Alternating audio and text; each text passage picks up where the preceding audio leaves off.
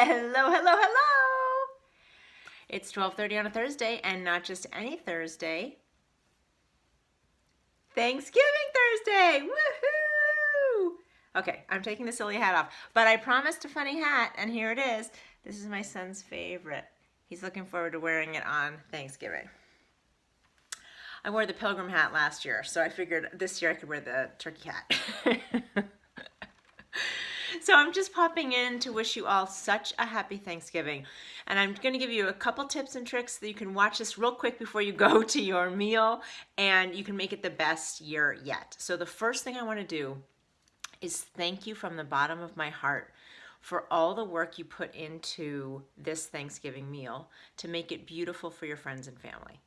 It means so much to them, and sometimes people don't get around to thanking, but I want you to know that you are loved and valued and appreciated, because having a place to feel safe and make memories and have joy and love, it's such a special thing that you've created. So you're super. And if you're just going and you brought a dish, that there you are participating and creating again this a community or a family for love, and it's such a great thing to take some time out to do. So yay for all of us. Now, some of us have, so the issues of course are the food and sometimes the dynamics of the family and friends.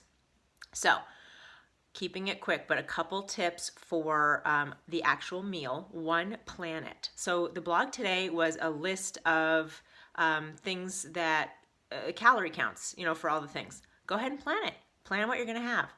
The second thing is one plate. So last year we went someplace like out to eat, not at a home, and they only had one plate of food. I mean, it was all the stuff. It was plenty. Everyone was totally satisfied. I learned a great lesson. One plate, plenty. Also, another thing to think about is movement. So if you can get a walk in before you go or after, if it's early, however that works out. And if that doesn't work out, just more movement than you normally have will help balance out the big meal.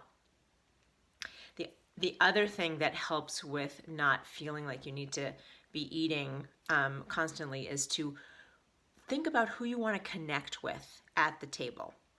So is there a particular relative you haven't seen in a while? Is there someone you'd rather avoid, so you're going to spend time with these other people? Identify where you're going to spend your time.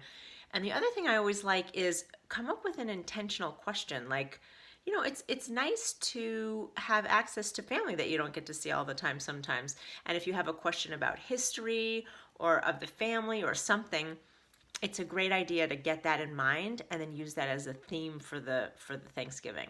You can get some information, you can make somebody's day, and then you can sort of steer clear of the danger zones. And the last thing, if you in fact do have lots of danger zones at family gatherings, is something called Dysfunctional Family Bingo. I just love this idea. It's Martha Beck's, and you can actually find a card. You can download a card of Dysfunctional Family Bingo on her website, which is marthabeck.com. Or you can just type in Dysfunctional Family Bingo. I'm positive it'll come up. The concept is this. You make up a card with all the things you know are going to happen. Mom's gonna ask how much I weigh, or what's going on, when am I getting pregnant, or do I have a new job, any of those sorts of things, or Uncle Harry's gonna be drunk, or any of these sorts of things.